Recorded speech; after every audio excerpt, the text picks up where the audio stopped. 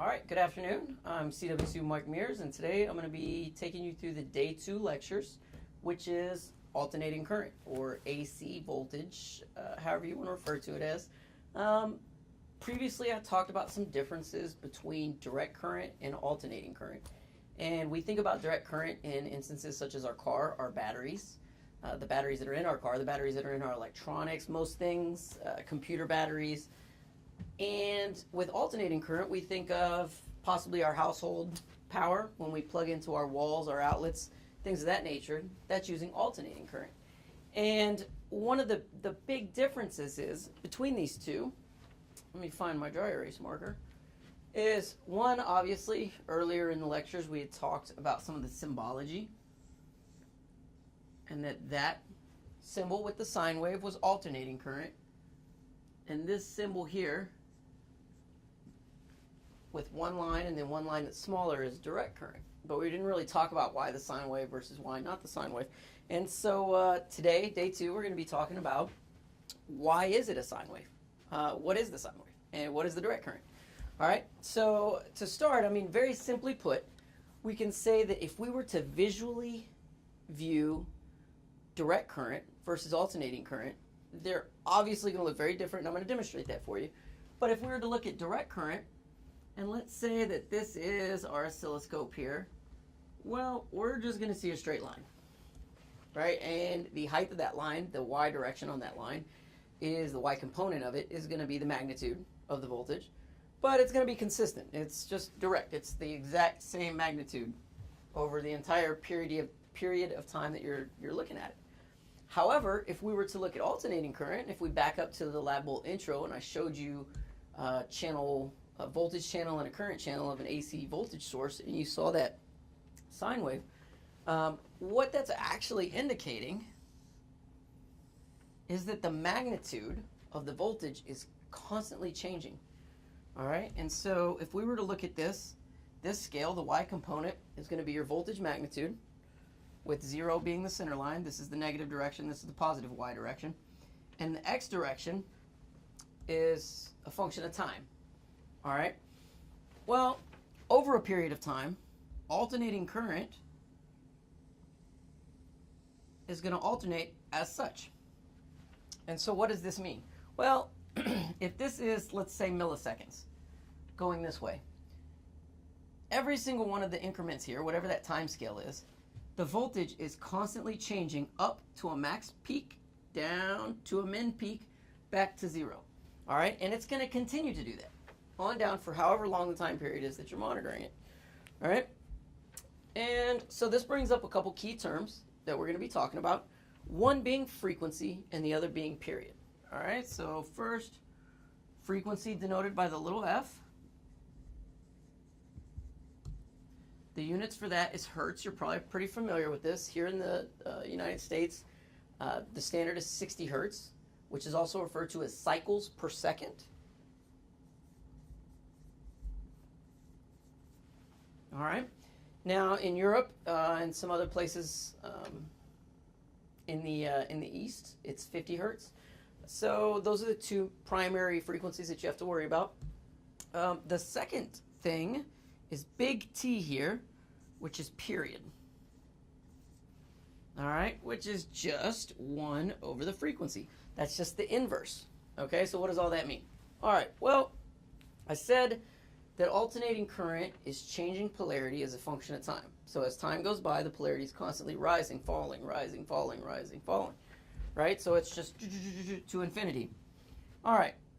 Well, this up here, hertz, is cycles per second. So what that means is that it is doing a complete cycle. And by cycle, we mean going from 0, going to the peak, going back to 0, going to the min peak, back to 0. One full, essentially, revolution, one full circle. All right? That is one cycle. Okay? Now, how many cycles is it doing per second?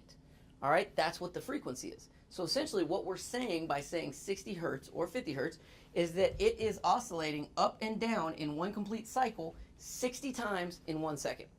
60 cycles per second. All right, so that's pretty fast. I can't draw that fast, but it's all right. So now, what is this period thing? All right, well, period is the inverse of this. So what we're saying is, if we inverse cycles per second, we get seconds per cycle. So what that means is, how many seconds is it actually taking to do one complete cycle? So frequency is how many cycles are happening in 1 second. That's that 60. The period is how long it takes to do one cycle. All right, and so, I mean, we can, just like we said, 60 hertz and 50 hertz are kind of fixed frequencies that are very familiar. The T is also very familiar, 1 over 60 or 1 over 50. All right, so let's do this math real quick.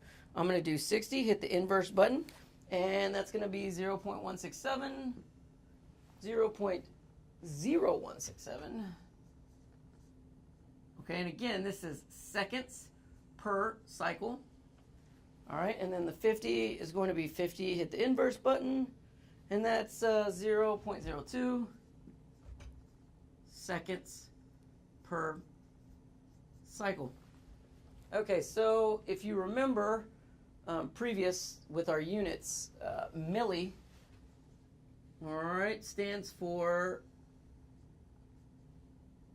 times 10 to the negative third, okay? So what we can say here, instead of representing this as 0.0167, we can move this over 3 times, and we end up with 16.7 milliseconds. All right, so T sub 60 equals 16.7 milliseconds, and T sub 50 equals 20 milliseconds. Okay, all right. So before we go any further, I'm going to set up a demo, and I'm going to kind of show you visually the difference between this stuff. All right, so what I'm going to do here, I'm going to get some leads. I'm going to put first a direct current source into one channel. So I'm going to use my variable power supply, variable DC. I'm going to bring that up to channel 1. Now, remember, with the direct current, you have to pay attention to the polarity. All right, so polarity matters. So you see I'm going black to black, red to red. All right, so I'm going to do that. Now I am also going to hook up my variable AC power source, and I'm going to monitor channel 2 with that.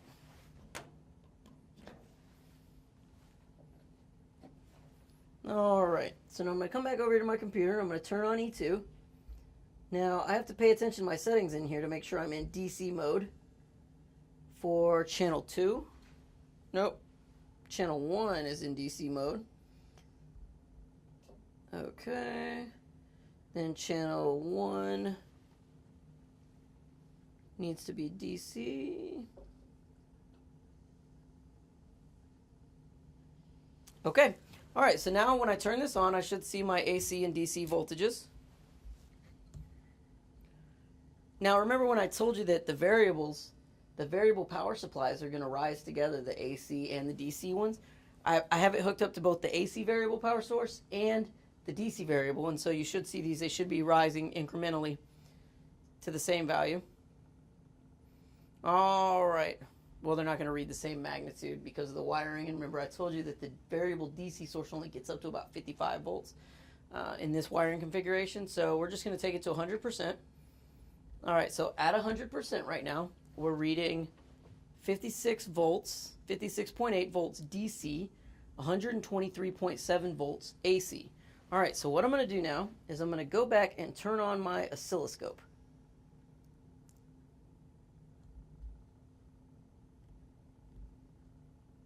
All right, so now on my oscilloscope, I have E1 being DC.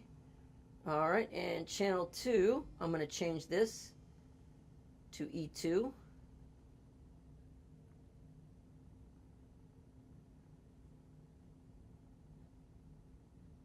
All right, there we go. All right, this is actually a really interesting display too. Let me change this down here. We're going to go E1 down to the DC coupling.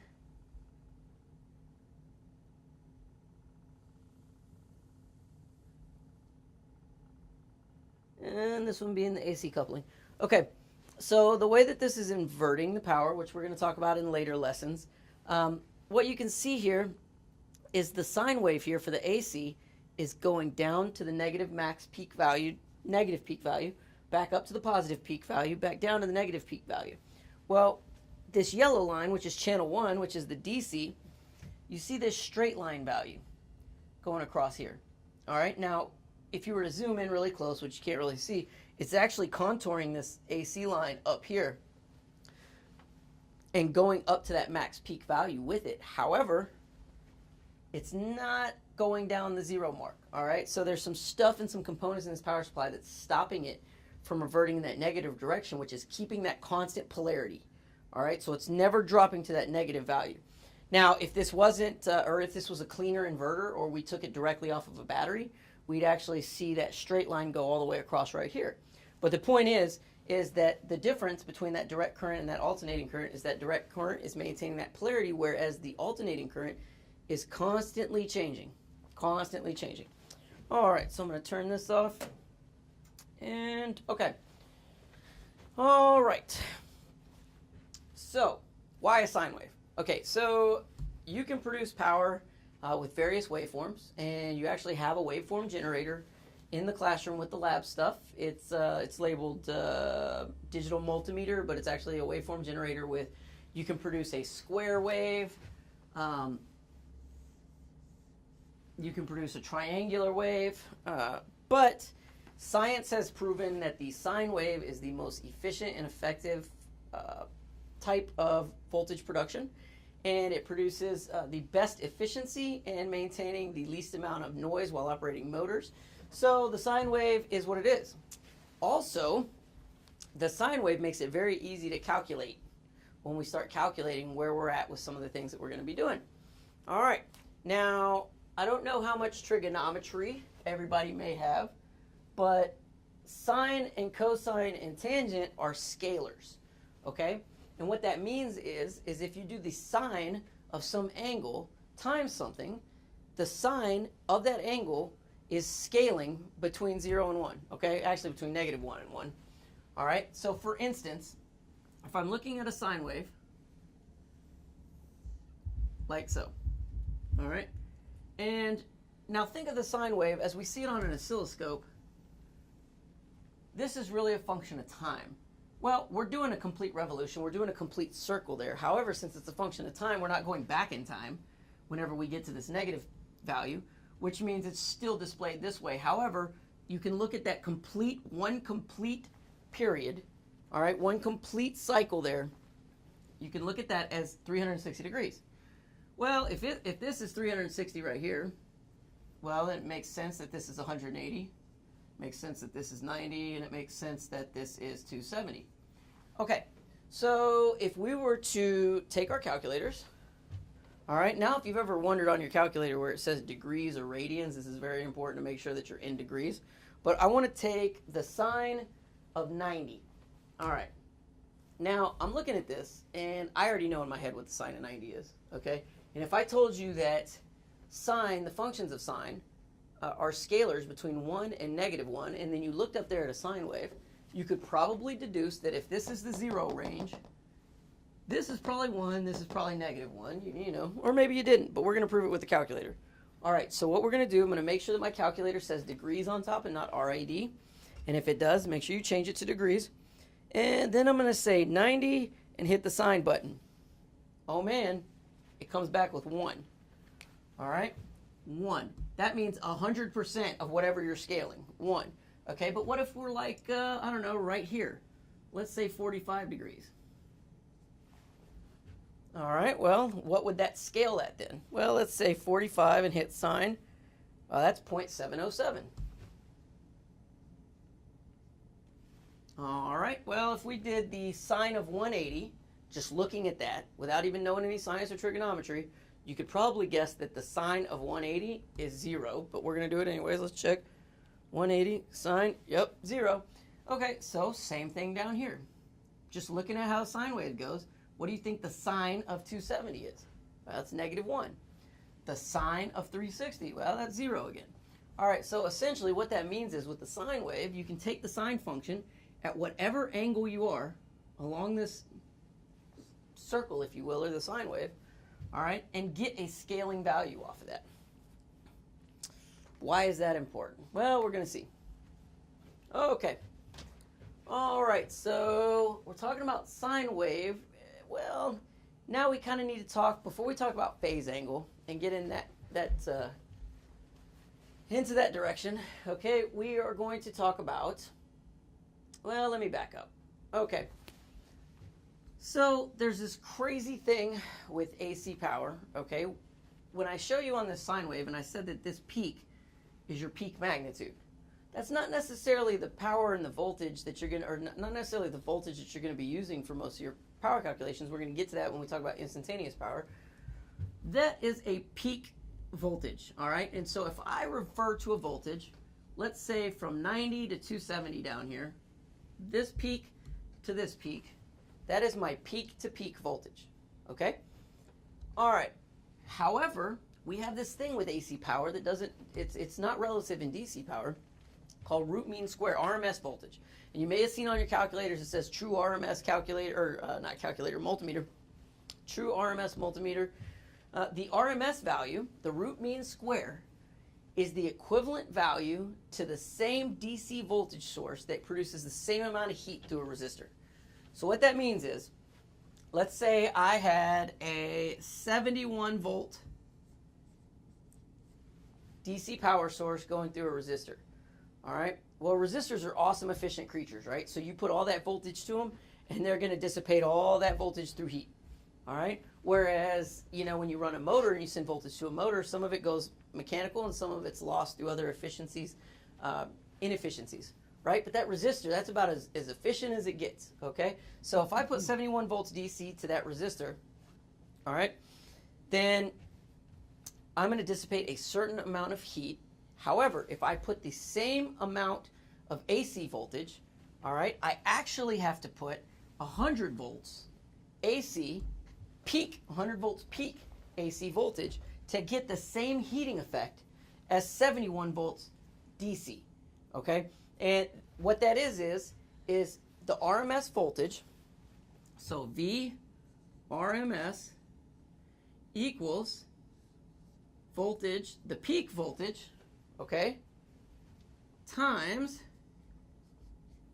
0.707, okay? And there's some sciencey trigonometry that goes into that 0.707, is 1 over the square root of 2. That leads into why it's this. However, just know, look, I showed you the 0.707 there. What that means is if this is 100 volts peak, then the RMS voltage, the same amount of AC voltage to produce the same heating effect, is times 0.707 equals 71 volts AC. Okay? All right, so you're going, oh, well, how is that relative to me? All right, well, the labs are going to walk you through reading the peak value off the oscilloscope. And to be honest with you, that peak value, you never really see it anywhere. All right, unless you're viewing things on an oscilloscope, which the lab is going to have you do. All right, what you actually see out there in the real world is that RMS voltage when you actually plug your multimeter into something and read it. All right, which is also when we get into the average power and we talk about average versus instantaneous power in AC circuits, the average power is going to be your V RMS times your current RMS. Because the same thing applies. You have a sine wave for voltage. Well, AC stands for alternating current. And when we displayed this on our lab volt entrance or lab volt introduction video, I showed you plotting voltage versus current or voltage with current, and current produces that same type of waveform. All right? So power average equals VRMS times IRMS. All right? However, the lab's going to walk you through all this just to kind of show you and have you understand that relationship, that this maximum amplitude that you're getting up here on the sine wave is not actually that 120 volts that you were thinking when you plug your multimeter into the wall. It's actually going to be 120 divided by 0.707. So it's going to be, what is that, in the realm of like 144 something-ish?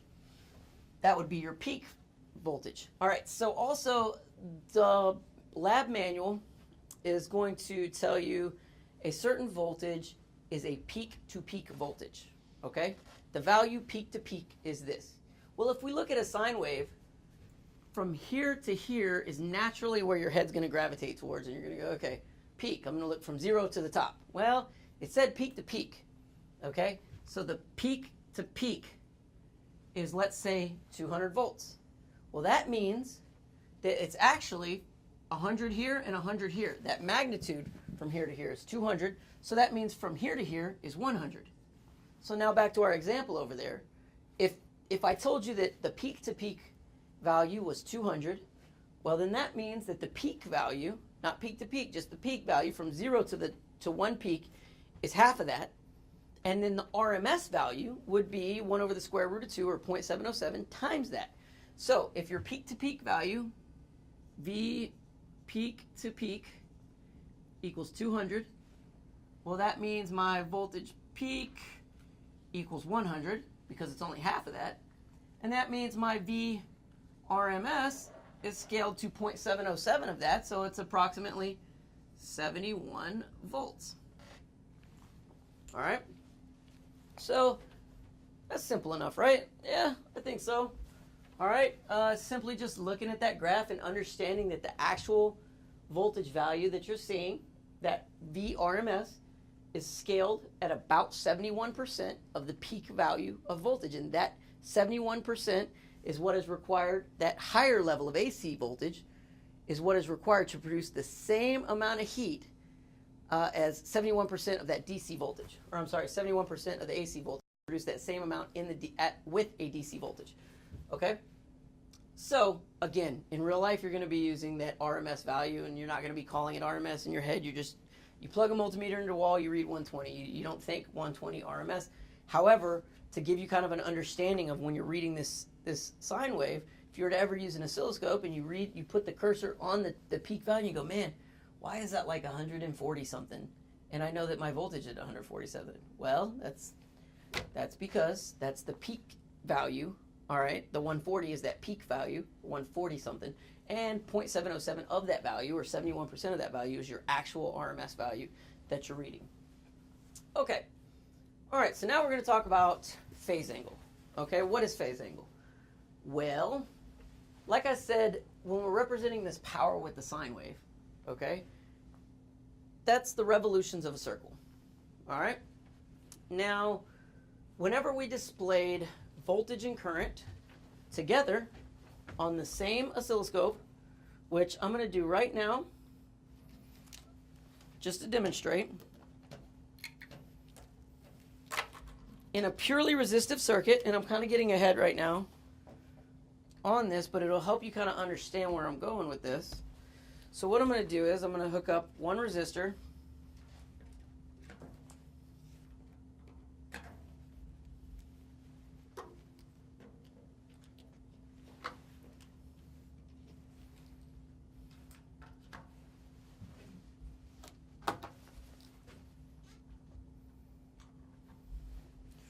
all right, so I have my variable AC power source. I've got my resistor bank, R1 here. All right, I'm going to turn it back to that 300 ohm switch. I'm just going to flip that up. I have E1 in parallel with my circuit, just tapping right across that resistor. And then I have I1 in series with the circuit, like we kind of learned previously.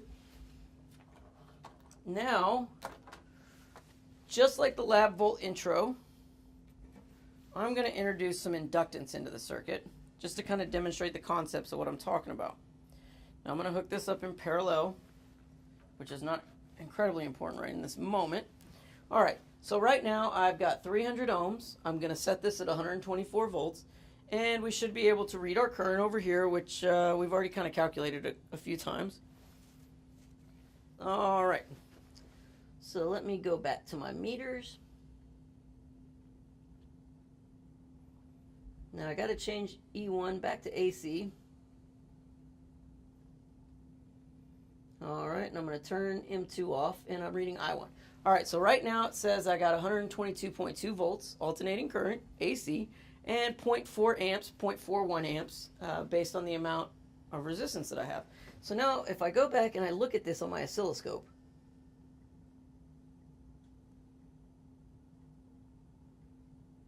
let me change this back to I1.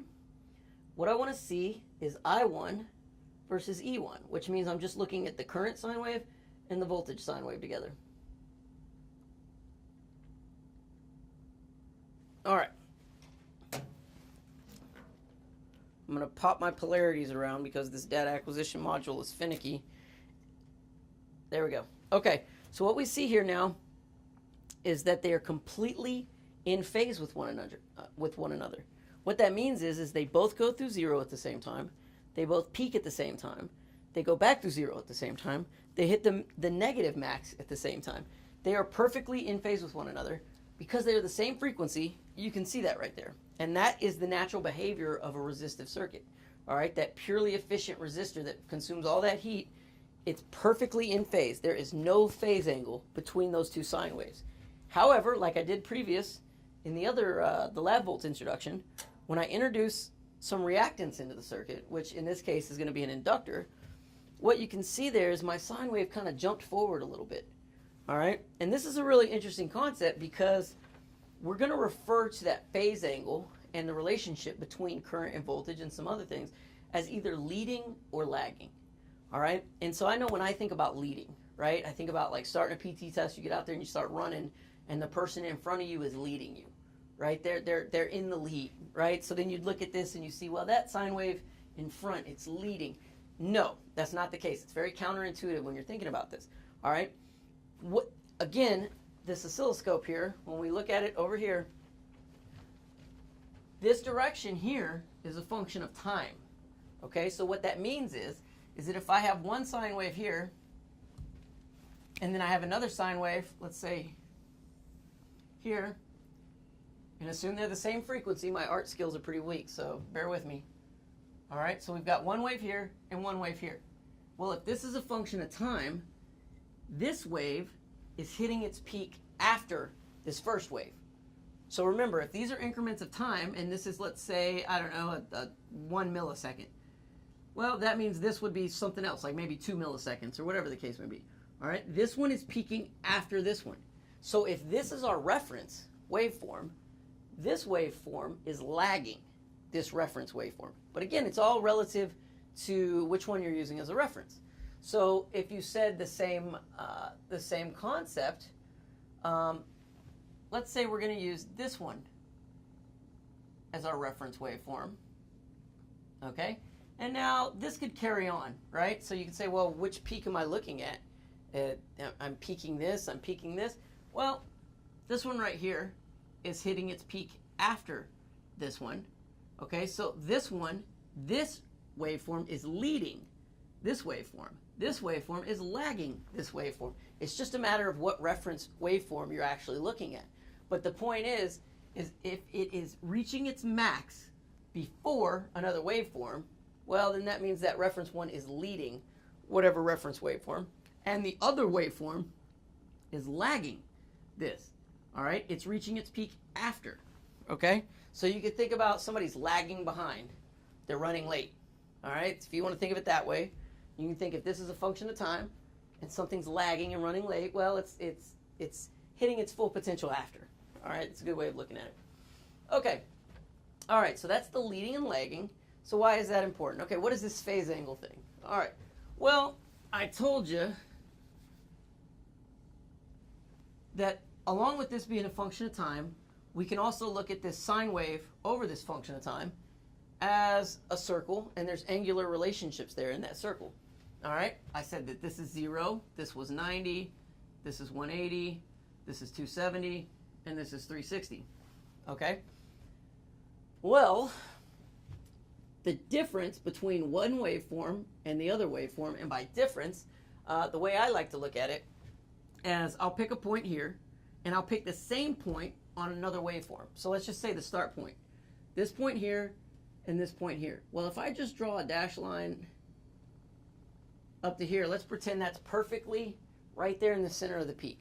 This one starts right there where this one is peaking. Well, that point of intersection is at the 90-degree mark on here. So what that means is it is lagging this waveform by 90 degrees. This value here, represented as an angle, is the phase angle or the phase shift. All right, so now if we go back to our oscilloscope, and we look what I did over here, right now we see that this current waveform, which is the second waveform with the smaller magnitude, is a little bit forward. It's lagging that voltage waveform just a little bit. All right. Well, if I take inductance out of the circuit, it jumped back. It jumped back in phase. There is a 0 phase angle between the current and the voltage waveforms. Now, if I flip this up, jump forward a little bit. All right. So now it jumped forward. Now there's a difference between this peak and that peak, and that difference becomes the phase angle. All right, so that is the phase shift between two waveforms, is how much one is either forward or behind, either leading or lagging the other waveform. All right, so the lab for phase angle is going to walk you through an exercise, and you're going to pull up a circuit, you're going to put up the resistive circuit, and you're going to say, okay, well, how do I see these waveforms? What is the phase angle between those two waveforms? And you're going to go, how do I know that? Like, how do I just look at that and see? Well, one way is if we just dissect a sine wave and know that from the start and finish of one period is 360 degrees, well, for instance here, if I knew that that was perfectly right there, I could pretty much guess it's right about the 90-degree mark. Well, let's erase this waveform. And let's say that if we know that this is 90 and this is 180, what if I had one, I don't know, it started right about here? Well, let me draw some lines. Well, back up to here is 90. I know right there is 180. So that's kind of splitting the difference there. So what is that, like 135, 130, something like that? Somewhere in that range-ish. That's one way. That just kind of give you an idea. Well, the lab walks you through another way where you're actually using the period to determine that by counting the increments on the oscilloscope. All right, and so I can see over here on my oscilloscope that I have these little notches here. I have these little notches. Okay, so what can we do? Well, the period, again, where are we at with the period? Oh yeah, up here, seconds per cycle. All right, so that's how many seconds it takes for one complete cycle. Well, how many degrees are in a cycle? Remember, 360. All right, so one complete cycle of the sine wave is 360 degrees. All right, and our period for 60 hertz system is 0.0167 cycles per second. All right, and we have 0.167 cycles per second. All right, well, how could we determine what the phase angle was here without just kind of guessing? Well, we can use our oscilloscope. We can count those graduations here that are a function of time and actually get a time value. And that time value, and you'll see it in the lab manual as T sub D. T sub D. All right? That time value is the difference between two similar points of waves. And when I say similar points, I mean if we're going to measure from the start points to start points, or maybe first peak to first peak, or maybe, you know, the neutral point in the middle to the neutral point in the middle. Either way, the similar points on there, and you're just looking for a delta T, but not temperature, time. All right? So T sub D is going to be some value measured between 2 points of two different waves, all right? Two like points. Now, what do we do with that? Okay, well, that's a value that's in seconds, right? So let's say that we measured between here and here, and we've got, you know, I don't know, let's say 2 milliseconds, all right? 0.002 seconds. And I want to know, okay, well, if there is a 2-second lag, or a 0.002 second, a 2 millisecond lag between one waveform and the other waveform, what is the phase angle shift? So really, essentially, this is a math problem. I'm just trying to see, how do I take seconds and turn that into degrees? Well, we know that for every period, all right, for every one of these, we're getting 360 degrees, all right? And this is cycles per second down here. All right, and this is 360 degrees. So what we do is we take our T sub D. All right, T sub D times 360 degrees over T. And if you look at how the units end up working out with that, what we're end up left with is we cancel out the seconds and we're left with degrees. Okay, and so here, if we had 0.002 times 360 degrees over our t, which we'll use the 60 hertz, so 0.0167.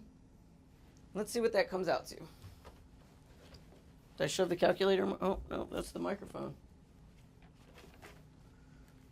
All right, so 0.002 times 360 divided by t, which is 0.0167. All right, so this right here equals 43.1 degrees. That means if there is a 2 millisecond shift between any two waveforms, all right, then that means that angle between those two waveforms is 43.1 degrees. All right, and so the phase angle between those two waveforms, that's it. That's the phase shift, the phase angle, however you want to look at it. That is how you calculate it. And the lab is going to run you through doing it this way as well. Okay? Now, let's talk about instantaneous power, all right, versus average power.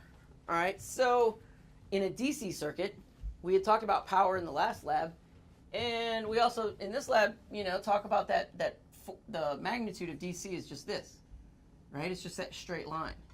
So if this is my direct current voltage and then this is my, let's say, DC amperage, then my power waveform or my power product is just at any given time, this times this, this times this, this times this as a function of time. It's always the same.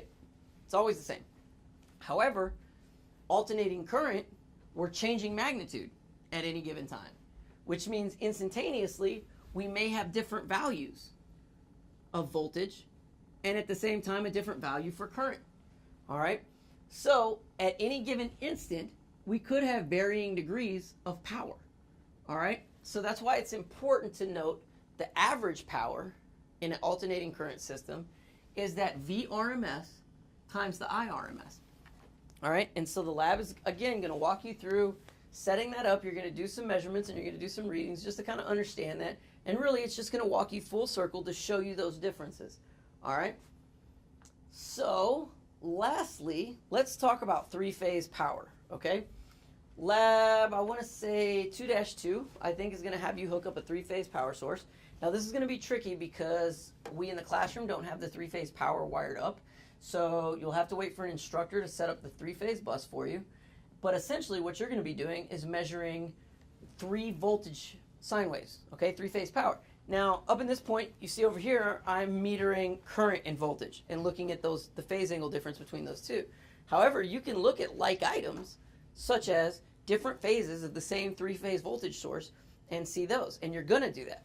Well, what's going to happen is you're going to see, let me clean off my area here.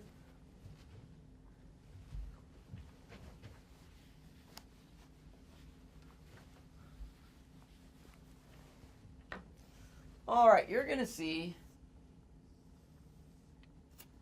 this little thing here. You're going to see one voltage waveform here, another voltage waveform here, and then another voltage waveform here. Now, pretend like those are the same height because in a three-phase system, those magnitudes should be relatively the same.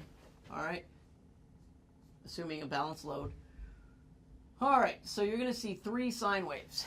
Well, in three-phase power, give you a little hint, those are always going to be 120 degrees separated. Now, you can see how I drew it. Remember, I told you just by general reference, if this is 90, this is 180, this should have started right about the 120 mark.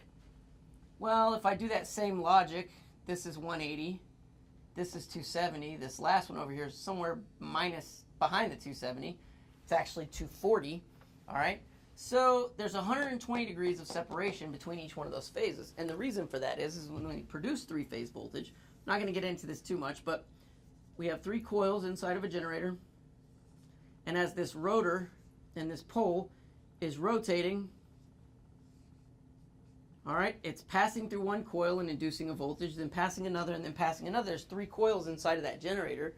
They're in a circle. It's rotational, which that 360 divided by 3, 120, science. All right, so you're going to see that in the lab. It's going to have you actually go through those calculations, though, and look at what the T sub D is.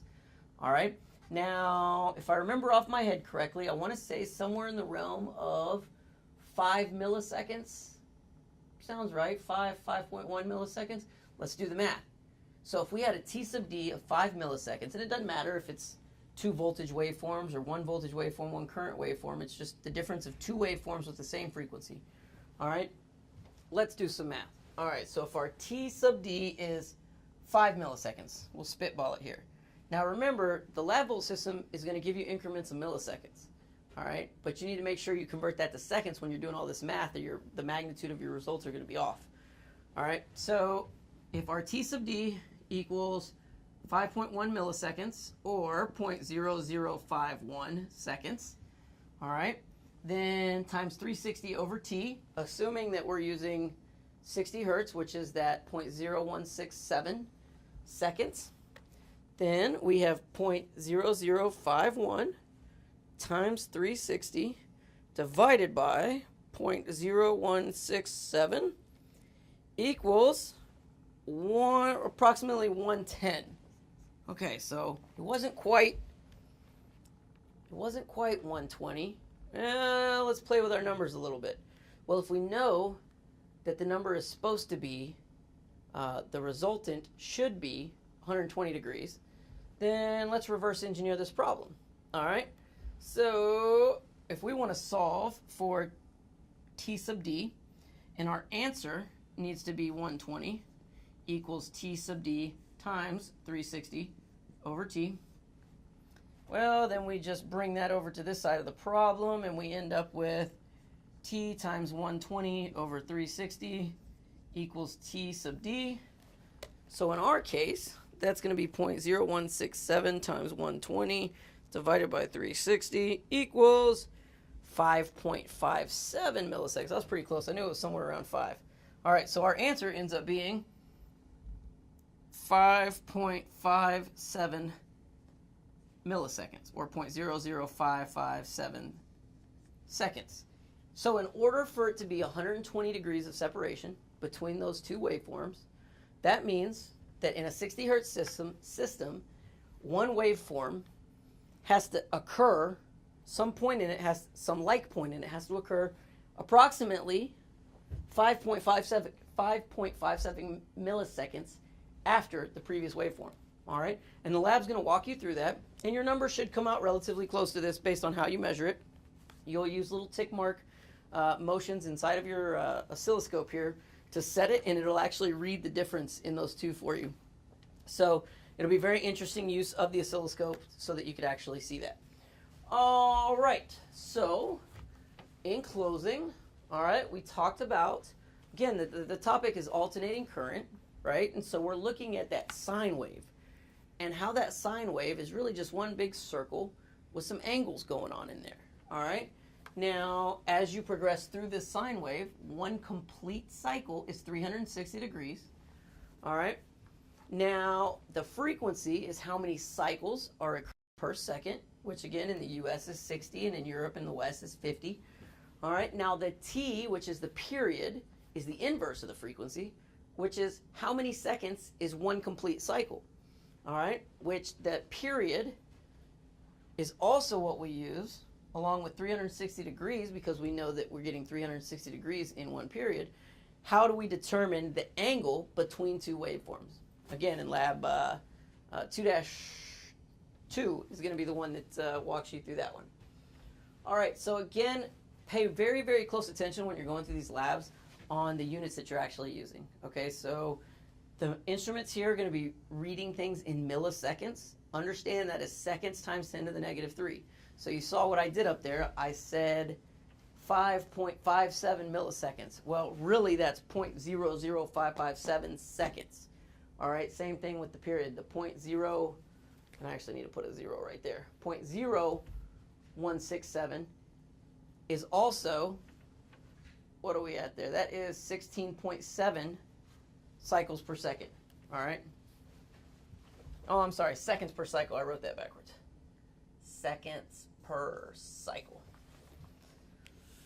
All right, so now you're going to break off into the labs. Again, now let me go to one particular question in the labs. It seems to kind of throw people for a loop, and I'll explain this, and we'll see if you actually watch the video or not, because students always have a problem with this question.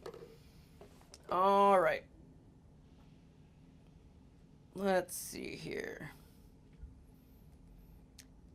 We'll go to, what is this, 2-2, phase angle, yep. All right, so we're going to go to 2-2, and we'll see question 2. A sine wave has a leading phase angle of 72 degrees. Will it reach its maximum before or after the reference waveform? Okay, so this is a good example of very tricky wording here. All right, so I'm going to draw this out on the board. Let's do it over here. Again, this is free chicken. If you watch this video, it's going to make answering that question a lot easier. Okay. So I'm going to draw my little oscilloscope function here. I'm going to get 2 colors. All right. So a sine wave has a leading phase angle of 72 degrees. All right. So we have a phase angle, or a sine wave, I'm sorry, and then we have a reference waveform. Okay, that means we have 2 waveforms. And the one that we're talking about that has a leading phase angle of 72 degrees is our sine wave, not our reference one. So we're going to draw that one first. Well, if it has a leading phase angle of 72 degrees, you don't even have to worry about 72 degrees. Just understand it has a leading phase angle. That means it's reaching its peak before the one that's lagging it. All right? So we'll say our sine wave in question has a leading phase angle of 72 degrees. So we're going to draw this one. This is our sine wave, okay? Now it has a leading phase angle of 72 degrees, which means the reference waveform is lagging by 72 degrees. So I'm just going to roughly draw, if we know that this is 90 right here, then 72 degrees is somewhere right over here. So, okay. So now let's go back to the question, and let's say that this is that 72 degrees phase shift. Now, a sine wave has a leading phase angle of 72 degrees. Okay? It is leading the reference waveform by 72 degrees, which means it is back this way 72 degrees. The reference waveform is lagging this waveform. Okay? Now, a sine wave has a leading phase angle of 72 degrees. Will it reach its maximum before or after the reference waveform? Will it being the sine wave, the thing with the 72 degree leading phase angle, will it reach its maximum before or after the reference sine wave? Well, if green is our reference sine wave, this is leading this sine wave by 72 degrees. Is it, being the red one, going to reach its max before or after this one? Well, I mean, you can look and you can see it's going to reach its max before. But for some reason, the wording there is very tricky for students. So there's your free chicken. All right? Good luck on the labs, and let us know if you have any questions.